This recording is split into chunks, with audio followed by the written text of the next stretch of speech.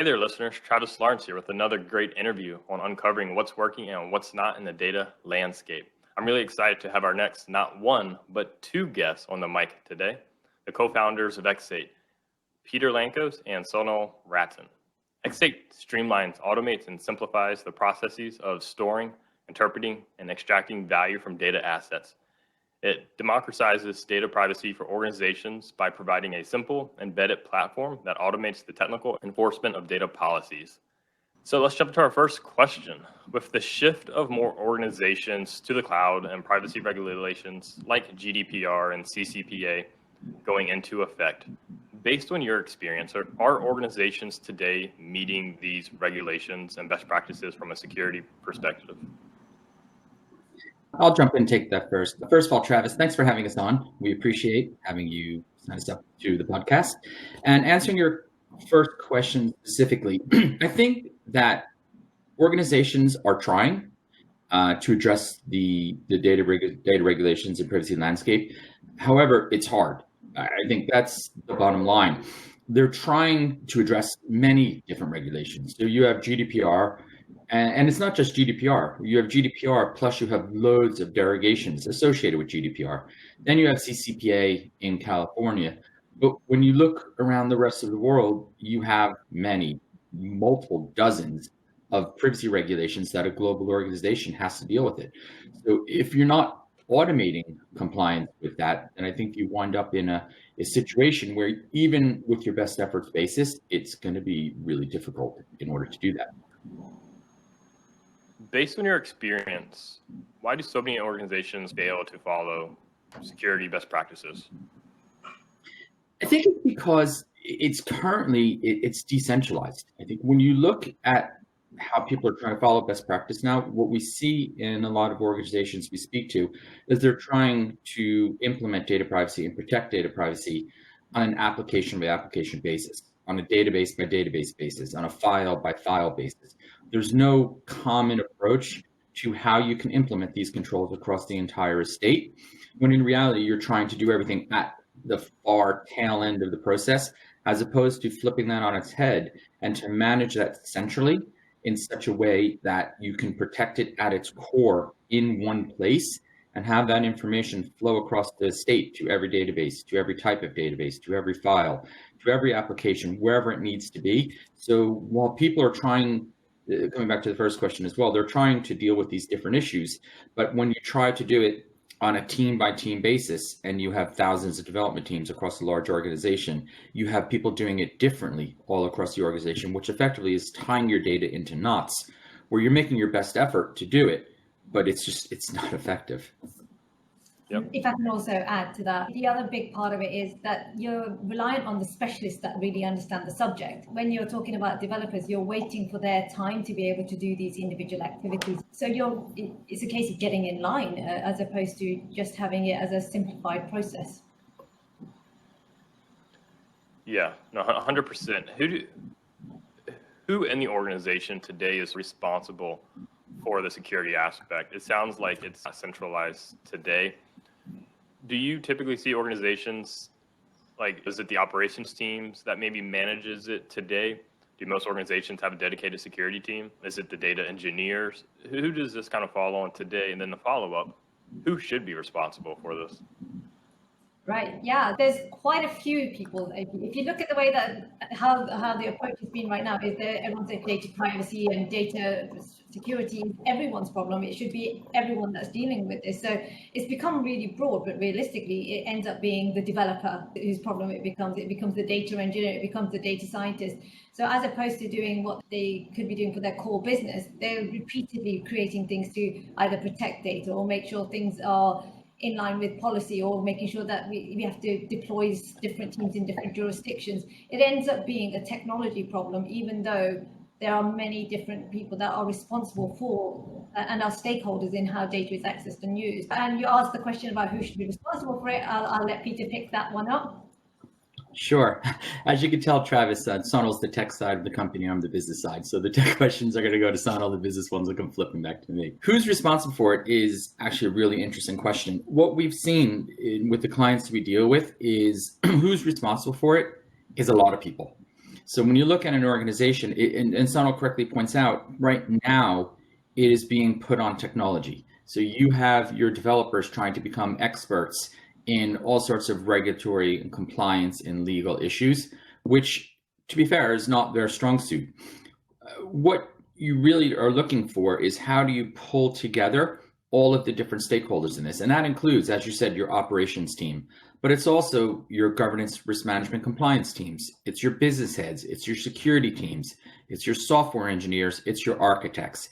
It's everybody coming together in a collaborative way to address this in a single solution. And that's where we see the real strength of how this needs to be addressed. You need a seamless and collaborative environment between all of the different people to work together to address these issues in one single place. What you don't want to do is have your software engineers going off and saying, oh, I have to go read my chief data officer's policy, my data protection software policy, my CISO policy, my reg policy, my compliance policy, my legal policy. And then effectively you're down to the interpretation of all of those different policies when you're trying to implement these controls in an organization.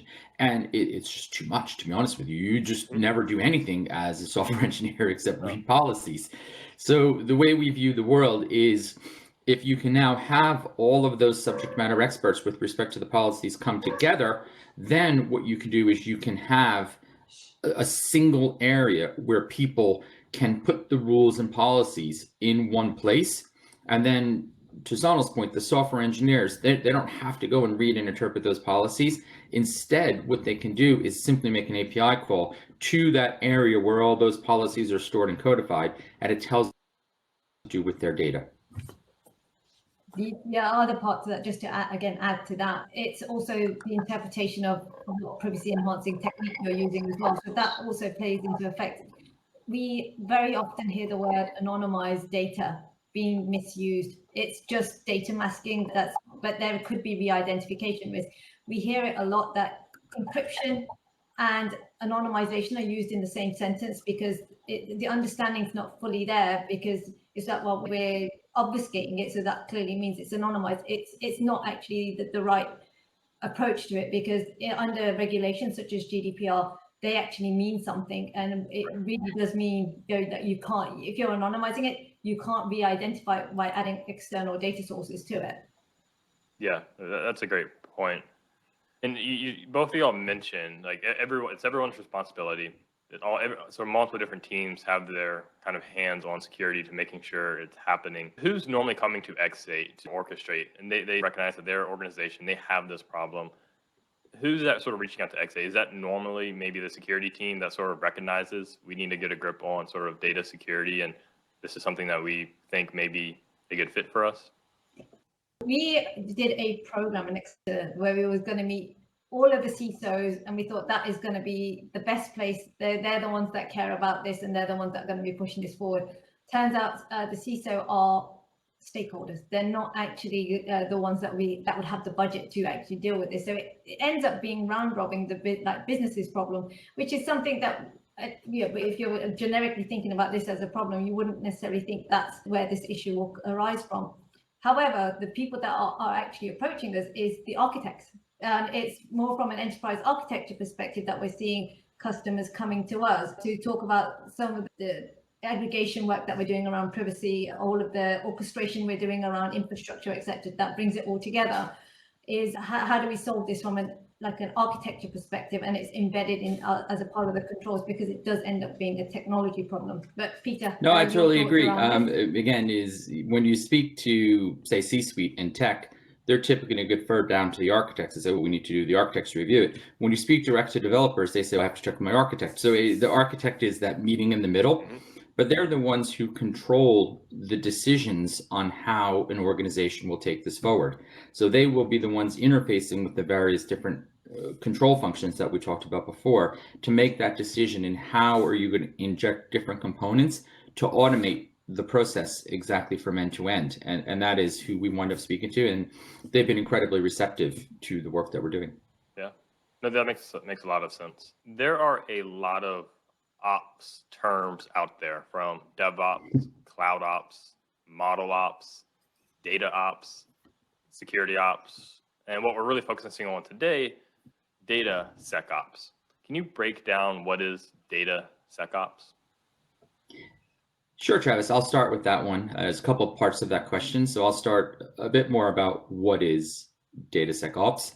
So when you think about how you define DataSecOps, it's a relatively new term, but DataSecOps it's a discipline which empowers a lot of the people we spoke about, the software engineers, the data scientists, the governance, risk and control, cyber teams, op teams, to work together in a single application for safer and easier access, analysis, delivery, and management and governance of data. It's a mouthful there, but to put it into a more parallel world, when you had DevOps enter into the world, it transformed the way that code was released. So you are now able to release code incrementally intraday as opposed to this big waterfall release. To support that, DevSecOps formed as a new quadrant. And that actually is a bigger quadrant than DevOps itself. More and more people looking into DevSecOps as a way to protect that release of software. You can do it quickly, but you have to protect it. So about a year and a half ago, DataOps was coined by Gartner. So if you now make that equivalency between DevOps, DevSecOps, DataOps, the next logical progression is DataSecOps. And to the point of the difference between DataOps and DataSecOps, I'll hand back to Sonal, who will hopefully give us a nice update on that one. Yeah, so we see ourselves as a part of the data, again, as a part of the DataOps pipeline, but again, with regulations such as GDPR in effect, privacy by design should be something that's factored in from the outset, not as an afterthought. So we see that as a big part of DataOps where we should be embedded as a part of that flow. When we look at DataOps, they're talking about all of the process around operating, monitoring, and testing code that goes through your pipeline. So that if you think of the way data scientists work, they'll have raw data. They call it wrangling, which is essentially doing any sort of deduplication, making sure that it's put into the format that it needs to. Once it's in that format, that the models can then run on that.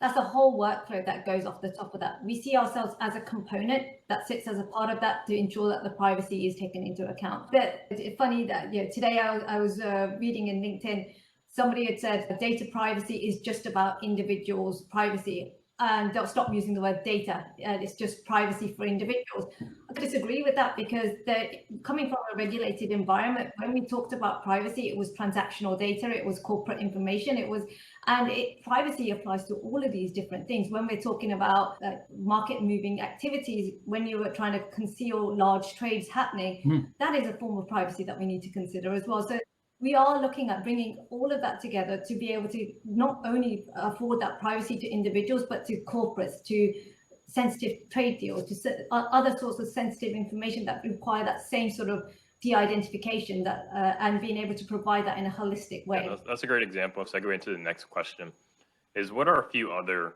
real life examples of putting DataSecOps to practice? I can jump in on that one, Travis. We're seeing quite a few different ways that people are using DataSecOps principles in order to solve problems. And the first example I would give you is a customer that is looking to, one of their issues is they have very strong rules against using production data in a non-production environment. So they're using DataSecOps principles to have the people responsible for the governance policies setting the rules centrally, such that when information is flowing from a database, from a CSV file or any other form into a data lake, it is protected as it goes from production to the UAT environment by the rules set by the policy owners. And those policy owners then set that rule once, and anyone on the engineering side who has to access that data has to move it, it automatically follows the rules set by the policy owners. So the policy owners are now at the table, sitting first and foremost with everybody else, setting those policies centrally, and everyone else in the firm now no longer has to worry about that. Another great example I can give you is a client who wanted to protect data flowing through their APIs. So what they did was they were able to use DataSecOps principles at a proxy level. So by incorporating this in an apogee layer, they were able to protect 250 APIs in less than a week.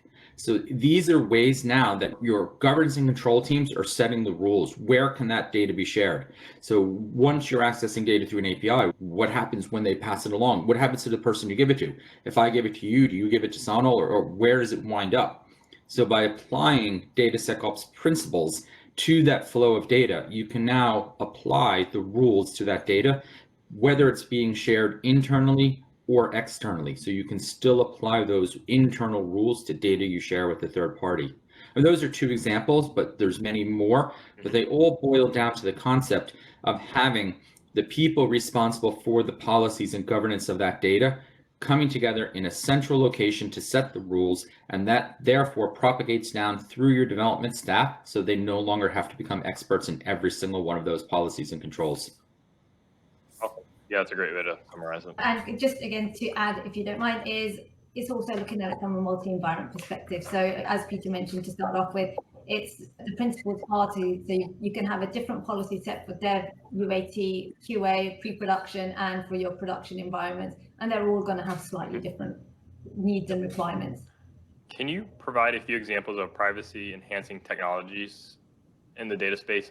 A lot of our listeners probably have never even heard that term. So what are some examples of that, and how does that I think before we even kick into that, I just want to jump in and say one of the key components of DataSecOps and the concept of a core belief of DataSecOps is the aggregation of multiple privacy enhancing technologies. And I'll let Sonal explain why you need to have multiple privacy. Like you said, a lot of people haven't even heard of what's privacy enhancing technology. Not only do not know what it is, why do I need more? Sonal, do you want to go through why you need multiple? So again, when we're looking at it from a multi-environment perspective, you are looking at different ways of protecting data for different environments. So if we're looking at different types of privacy enhancing techniques, we're talking about, it could be from really simple de-identification tools like tokenization and pseudonymization. When we're talking about pseudonymization, we're talking about data that can be reconstructed at a later point. So tokenization is a good form of that. We've got our own proprietary way of sharding, which is a form of tokenization as well. You've got differential privacy. So what differential privacy is, you've got a record set that you feel like it's anonymized, but there might be other information that if you joined it up with information outside. Say a good example of that is, say if you've made a comment on IMDb, but Netflix is providing a unique reference point to you, but you don't know who the individual is, but they've watched a movie similar sort of time to that. You can join those two records together and be able to potentially re-identify who watched that movie at a particular point in time. So what differential privacy does, it perturbs that data and it allows you to conceal. As you're honing in on an individual, it will ensure that you're not re-identifying it, and it flags that up. Synthetic data is a form of privacy enhancing technique, and that is mainly for a development environment or training models and data sets that don't currently exist. That's a really interesting way, but it's not really going to be used in your production environment, but it also hinders other things around multi-chain testing. So the way that we see synthetic data, if there's no consistency in that, you're going to have different data sets in, say, maybe your CSV file, your XML file, and your database. They're going to be more difficult to bring together. You've got confidential compute, you've got federated machine learning, which is one of our favorites of all time. If you think of Apple phones, that's how they work, is they do the learning on the individual devices, and then once that is sufficiently anonymized, they send that model up to the mothership and you work off that. That's a very cool way of being able to do it. Secure multi-party computation, which is similar to that, but you're exchanging algorithms with cryptographic keys. So that's a really fascinating way of being able to do it too. Homomorphic encryption, which is it's got its limitations because it's slow. There's many more, but there are many different types, but they will all have different use cases. So what we're trying to avoid is getting to the point that you stick to one type and then you've got another use case, you have to buy another single point solution. By aggregating it all and bringing it for different use cases, it allows you to be a little bit more flexible with it. Yeah, those are some great examples. Walk me through where eXate would fit into a data architecture that, let's say, for example, had 20 plus source systems that feed into maybe a data lake, and eventually some of that funnels down to a data warehouse where consumers read it from there. maybe you have a machine learning team that is running some models off the data lake, and the data that's being streamed in, it could be different forms from relational data to streaming events. What are some different sort of plug-in points of eXate? Where's the data touch eXate, and I guess where does it get modified?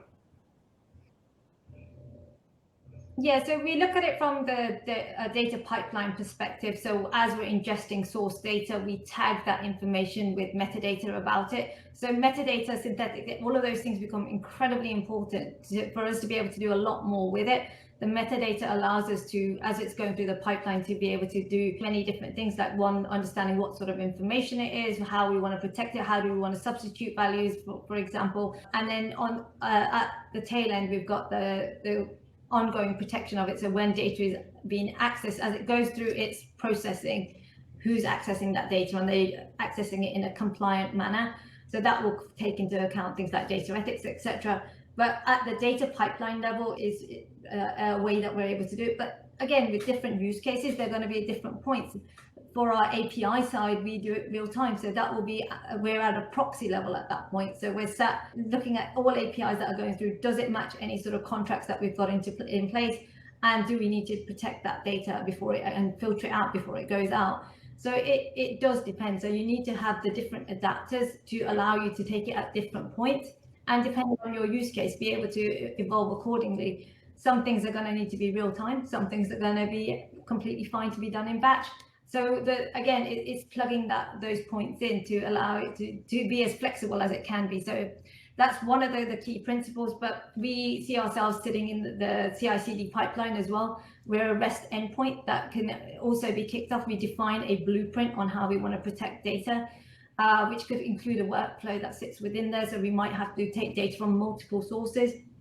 We will do the whatever anonymization techniques or pseudonymization or whatever tagging of metadata that we need to before it actually goes to the target system. So in that scenario, we define that up front, and then it's just a REST endpoint, and it goes off and it does it as a part of that build. Okay, so it sounds like one of the key sort of foundations for this architecture is ensuring that everything is tagged appropriately upon ingestion. Where is that metadata stored at?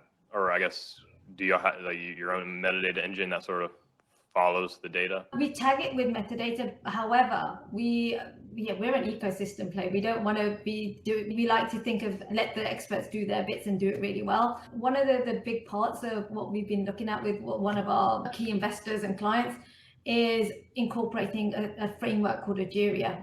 So this is a metadata management framework, which has got some huge sponsors behind it. You've got IBM there, you've got Hadoop and Cloudera, the same. You've got companies like ING, etc., all coming together to come with a common language to allow us to consume that information as a producer and a consumer. All of this information will have links. So we know Calibra, Informatica, all of those metadata repositories that do that exceptionally well have already got their plugged into this. So for us, we can just be a consumer of that at the end, and we're all talking the same language where we're comparing apples to apples. But as a part of our flow, we will then tag that information depending on if that's already stored as a part of some of the lineage tools or some of the metadata frameworks. We then can tag that to individual data sets, and then off the back of that, we're able to apply policy, etc., automatically on top of that. Okay, great. And I assume, assuming on the use case and the privacy technology that that would apply to that use case, I guess when you consume it, you would either apply that technology at that point in time or potentially through the REST API. Yeah, so again, it will depend. So we've got two flows. We've got one, which is our real-time flow, which is high volume, low, the size is small. I can't think of the word, so that was going to sound pretty rubbish on your thing. So it's a low latency, high throughput. But where we've got other types, which is like when we say talking about petabytes of data or terabytes of data or even gigabytes of data, in those scenarios, we would go through our Spark flow, which is taking that data and doing all of the anonymization that we need to off the back of that, and then move it to a target. So we have two separate flows, distinct flows that our tooling will go through depending on what our use case is. Great, thank you. You mentioned a little bit about integration within CI/CD pipelines and having a separate one that you can access or call through a REST API. Is this something that can integrate with an Azure DevOps or AWS code build? Your existing, let's say you may have an existing deployment pipeline with one of those two. Yeah, the goal is to do that. So as a part of the work that we're doing with our clients is to get to that point where those REST endpoints, so when I was discussing before, we have the two different flows. We do have REST endpoints that can kick off batch jobs as well, which are not that they can be near to real time, but they will add a little bit of latency to it. In that flow, we have an API that can also kick off jobs with a source and a target that allows us to take data from from production and move it into a UAT environment.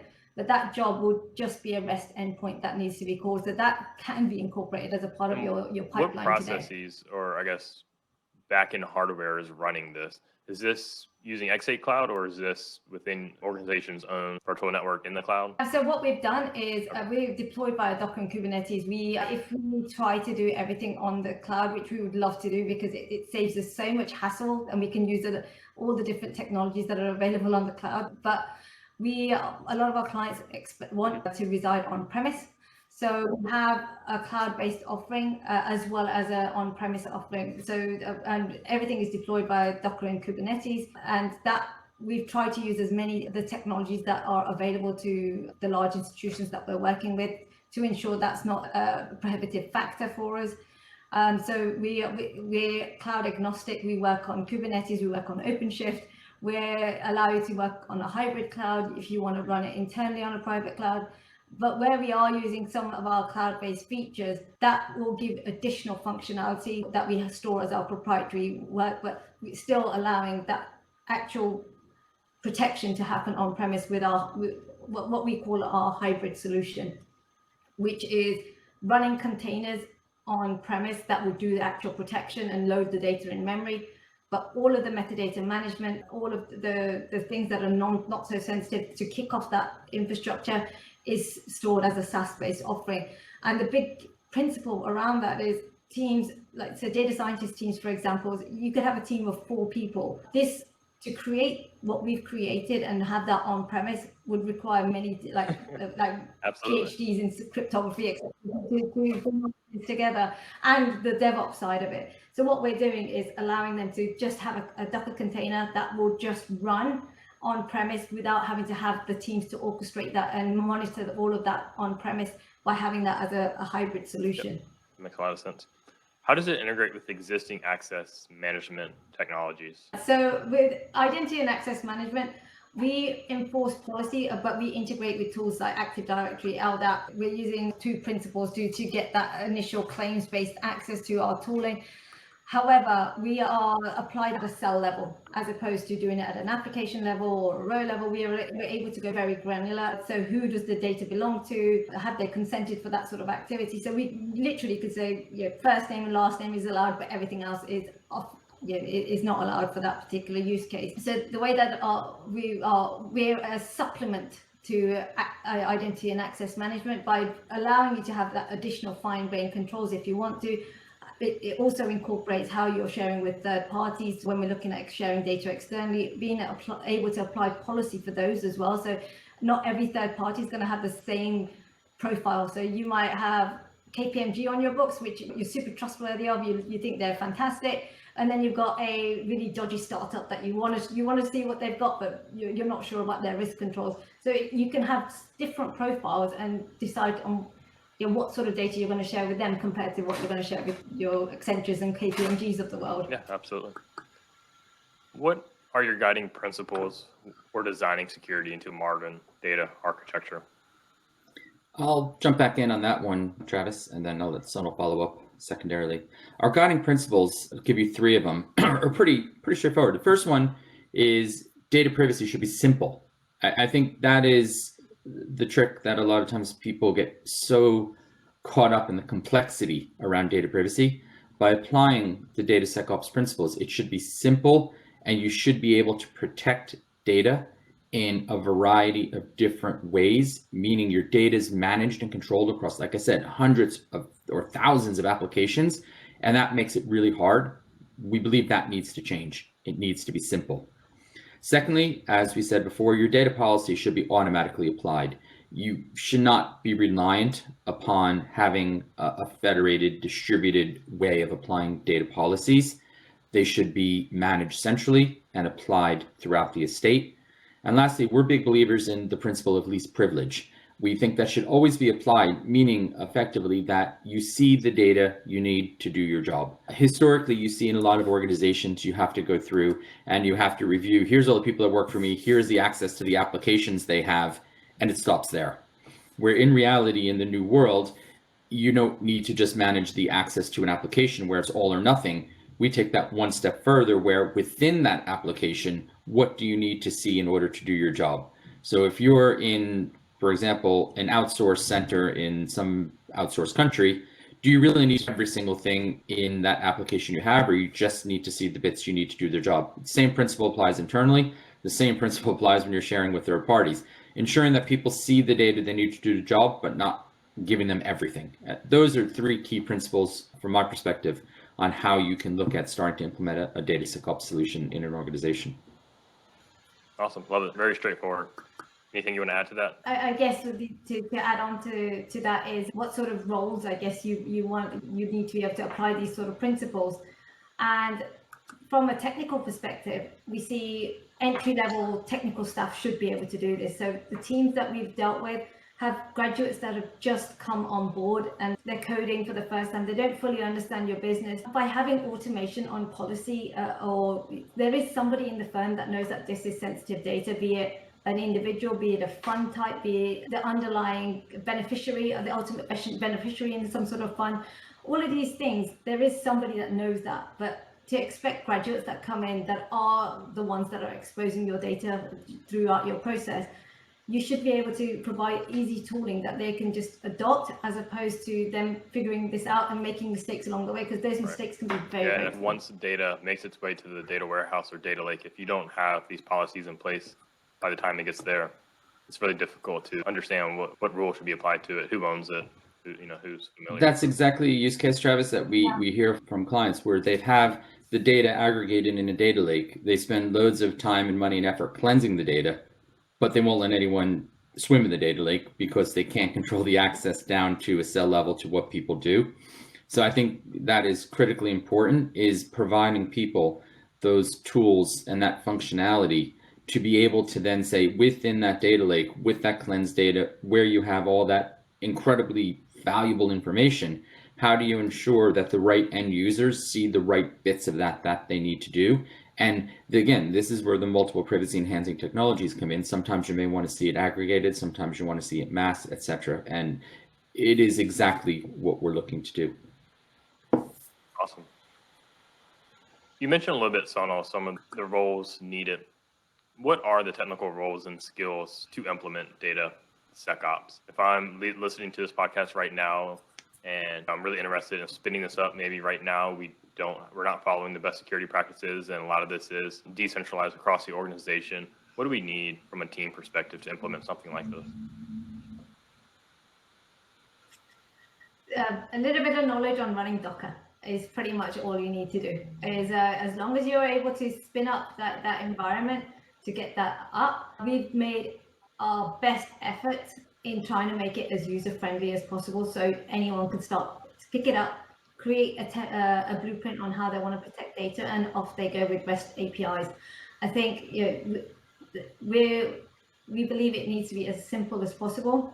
So it should be anyone with that sort of mindset that are able to just get it deployed and have access to these things at their fingertips. In terms of from a policy perspective, it is tooling that your data stewards, your chief data officers, etc., can put their policies in to allow you to all work together and come up with that common goal. So there's tooling in there to help policy ingestion, and there's tooling in there to apply them going forward. So depending on which part of the application that you're using, that's the skill set that you'll need. But again, we've got a very intuitive user interface that helps you set up these blueprints and policies, And then it's just the execution, which is one line of code. So I think that should. So because it's all packaged together, you don't need to be familiar with Kubernetes and Docker because that's happening in the backend. Yeah, so we're using good principles with Helm charts, etc., to try to orchestrate it, have all the inbuilt failover, all of the front end to give you this health of how that service is running. So all of those things are available. We've done a lot of the heavy lifting, so you don't have to keep building it for every single project that you're running. What's the best first step to implementing DataSecOps? The best first step and the beauty of it is you can start small. The key thing is start small, but start. And I think that is the key message I always like to use an analogy. When you're going to climb a mountain and you're standing there at the base of it and you're looking up, it looks like an insurmountable task. And data privacy to some people is that insurmountable task. But you put 1 foot forward, 2nd foot forward, you start on that journey. And the way that this concept is applied, you can start with one database. You can start with a proxy level API protection. You don't have to boil the ocean. You can do this in small and incremental steps to get on that journey and start the process going. And that's my key message to everyone listening is start small, but start. For all the other listeners out there, we're having a quarterly meetup just to talk about all issues around DataSecOps, all of the things that we should think about incorporating in around the principles, the guiding principles around this. Where do you see data security hitting over the next 2 to 5 years from now?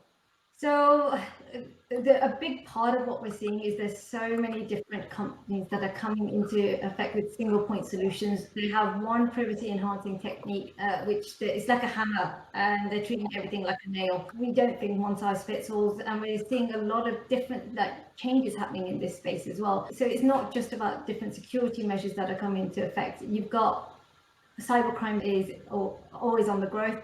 So when we're seeing different types of ways of attacks coming in, something like, for example, encryption for 1024-bit encryption was made obsolete, and now you have to move to 2048.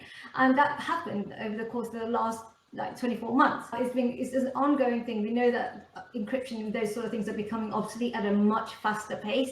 So no one size fits all, but creating a strategy around being able to swap things out without having to disrupting your code base is where we're seeing a lot of movement in this space. We're seeing, obviously, as a part of the trends with digital transformation and all things COVID related, we're seeing, obviously, e-commerce is hugely on the rise.